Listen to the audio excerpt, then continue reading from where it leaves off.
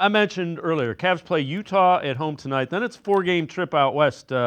Denver, Golden State, LA Lakers, Dallas. So decent competition away from home on an extended West Coast trip. That'll be interesting to see how they handle that.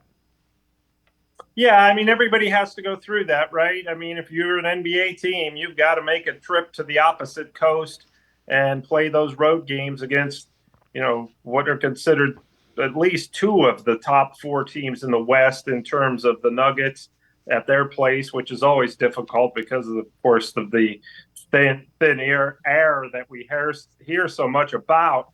It's just a different level of basketball there when you're talking about being winded in the Mile High City. And Denver obviously has championship aspirations. So that's going to be a tough way to kick off this trip. And then you have Golden State, the Lakers. Both of those are veteran teams on their court. Cavs beat both of them pretty easily in Cleveland.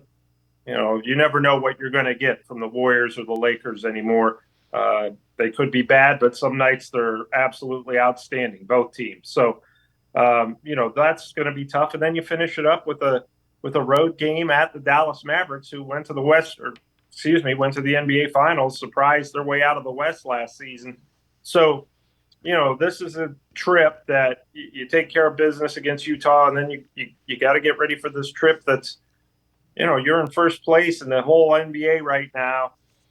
How are you going to look coming out of this trip?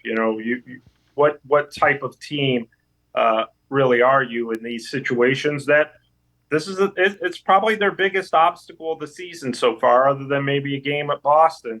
This is their toughest road coming up right around the holidays because these trips you spend a lot of time sleeping in other, hotels and all that kind of stuff. You're out of your daily routine, which is a big deal in the NBA.